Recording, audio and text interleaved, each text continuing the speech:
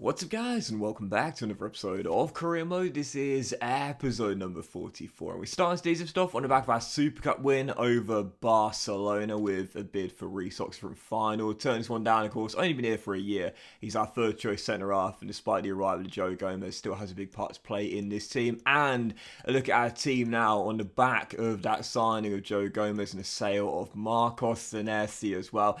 I'll be honest, I didn't want to sell him, but again, obviously realism is a key component of this save. And I talk about it all the time, man. Realism in career mode is so hard to both attain and maintain due to the crazy AI transfer market, form of teams, and so on and so forth. But it is still something I feel as though, as trends begin to change, it's something which I think a lot of people want to see more of on YouTube, especially through my content as well. I think over the past couple of years, I've noticed that, my realistic career modes, which are primarily and solely all about realism, I did 2 last year, starting with Southampton and Crystal Palace, are really well appreciated. And so, yeah, I mean, if PSG come a knocking, yes, I understand we're a top 4 team after last year. Yes, I understand we're in the Champions League now, but let's be honest here, the money that PSG can offer is, well, it's life-changing, isn't it? One of the richest clubs in the world, and of course, we can't match those kind of wage demands. And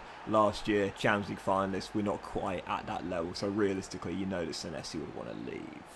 Anyway, first game of today's episode is the season opener, and what a camera angle for the first goal of this season. Another thing as well, I was mentioning realism there a moment ago. I do get asked on realism and how to make your saves more realistic, how to make them more immersive. One of the things I often recommend is when you are playing away from home, take note pre-game of where the away fans are housed. If you score a goal, go and celebrate with them. You don't have to do it all the time if you don't want to, but I really feel it looks so cool and immersive, and again, quite realistic too when you see it. Curtis Jones scores our first of this season, and then soon afterwards, it's the dream debut for Diaby. Yeah, Musa, the £100 million man in from Bayer Leverkusen, gets his first on his debut for Forest. It's 2-0 to the visitors. And it literally was the perfect first half, because 7 minutes before the break.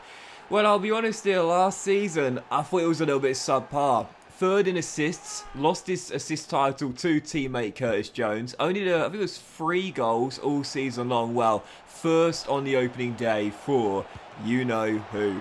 Rodri Brown, yep, our left back off the mark for the season in our first game away at the Vitality. We're 3-0 up at the break, and in the second half here, this was absolutely glorious from Fred. Lovely little back heel into path of Curtis, and it's a brace for the former Liverpool midfielder. We signed him from Brentford, of course, don't forget. So yeah, Curtis Jones with a double, Rodri with 1, and a goal from the new boy Diaby in a 4-0 demolition job away against Gary O'Neill's Bournemouth. You love to see it. Brilliant victory there.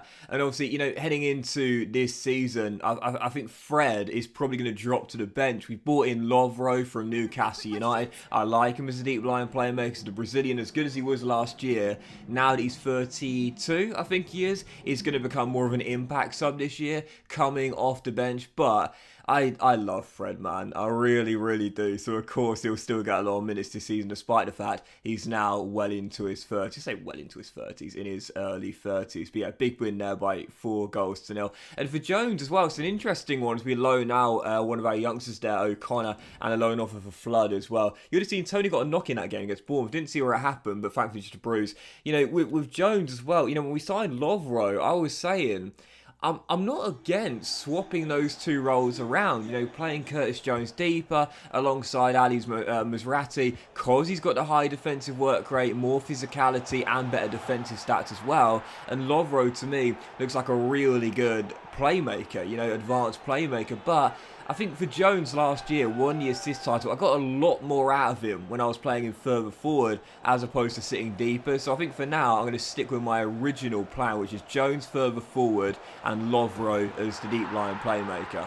Well, so far so good. Brace on the opening day, and then for our second game of the episode, first one to City Ground this season, What a start for our number 8. Yeah, brilliant strike there. We fell behind earlier against the Toffees, but Curtis Jones, you know, a former Liverpool boy is going to love scoring against Everton, makes it 1-1, and we're back on level terms against Frank Lampard's side.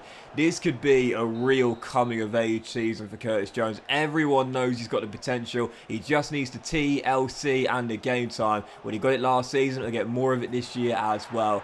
3 goals in 2 games for our number 8. Yep, for Lovro, you might have been thinking to be starting in a more advanced role this season, but nah, I think Jones has got to stay further forward. I'm loving the start to the season for our number 8. So we're back on level terms, though. In the second half, Everton really pushed me in this game. Gelhardt in from Leeds makes it 2-1, and they're back in front in the game. Defensively, I was all over the place. I really was struggling, but going forward, I knew I'd get the chances, and glorious assist from Tony, and talk about deja vu.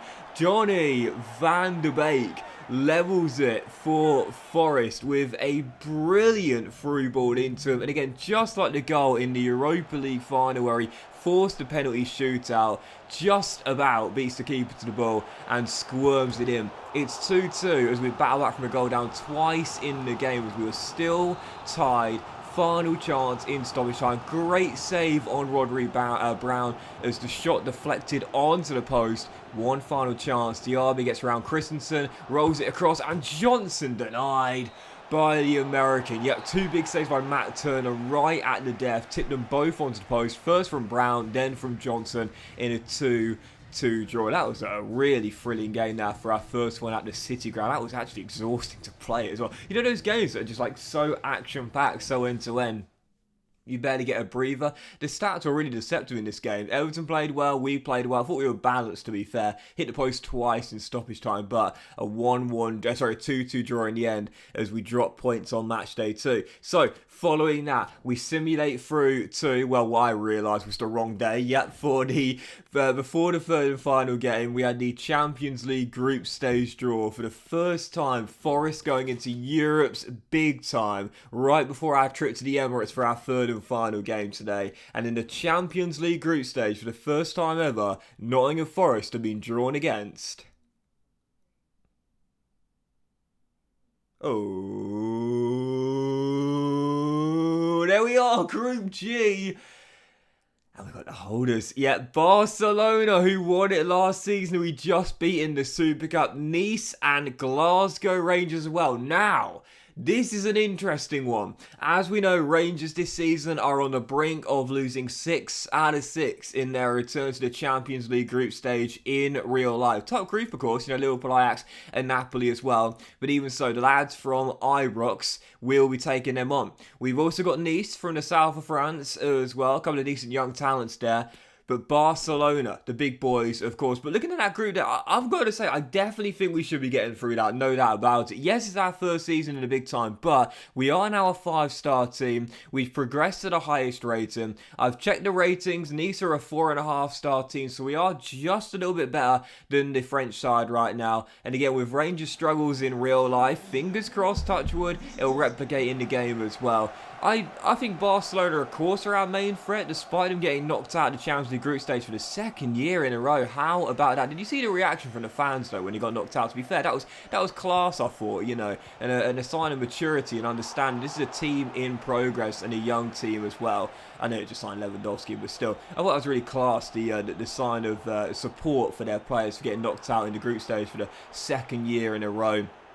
Having said that, it shows the effect of having a club legend in charge. Under Ronald Koeman, that never would have happened. But even so, yeah, Barcelona definitely main threat, no doubt about it. But I certainly think we should be getting through that. Getting knocked out would be a catastrophic failure. Arsenal reached the semi-final this year. I'll be honest, I was targeting quarters, but to be fair, definitely getting through is the minimum expectation. So third and final game of today's episode, Arsenal, North London, second away day of the campaign on the back of the draw at home to Everton, and what a start to the game. No goals in his first 2 for last year's Golden Boot winner, but now on the score sheet for the first time this year. Tony drills it past Aaron Ramsdale to open the scoring, and then in the second half, we were still leading by 1. We've been a much better team. Oh, goodness gracious me. This is going to be the coming of age season for Curtis Jones. Yep, it is 4 in 3 for our number 8 as we double our lead in North London. Class camera angle once again. And, you know, it was so funny because when Lovro came in, I genuinely was thinking, oh, do you know what? With Jones' defensive capability, high defensive work rate, works hard out of possession, yeah, maybe I'll drop him deeper this year. Thank God I didn't do that, because Curtis Jones now has 4 in 3 and doubles our lead in North London with 2 goals up and with 4 minutes to go, guys. Well, I'm just going to keep quiet and let you watch this moment here.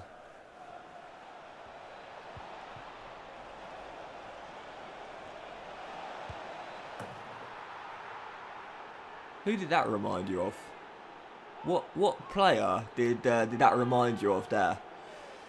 Oh man, 2 in 3 for Rodri Brown as we lead by 3 at the Emirates and put the dagger into the heart of the North London faithful. What a win on match day 3, and in our 2 away days, never mind the draw at home to Everton, 7 goals, 0 conceded, 6 points from 6. What a win and a clinical display. But that moment there, did you see Rodri charge forward? That literally was shades of Gareth Bale. Fred waits and waits and waits and waits and then plays him through, and Bale with the finish. That was like Bale prime, Bale versus Inter Milan. I don't know who was playing the role of Mike on there, but he was nowhere to be seen as Brown wraps it up. Perfect start for Forest, well, near perfect start. 2 wins and a draw in our first 3 games, 9 goals on the board already, and no doubt about it, this year I'm going for a top 4 place once again. I want to be a proper title race this year, and I also want to be top scorers in the league. So far, so good. But that will end today's episode of Career Mode, guys. Big thank you for watching. Hope you have enjoyed it. If you have, then please do drop a like. Much love to you all. Have a fantastic day, and I will see you for the next episode of Career Mode very soon.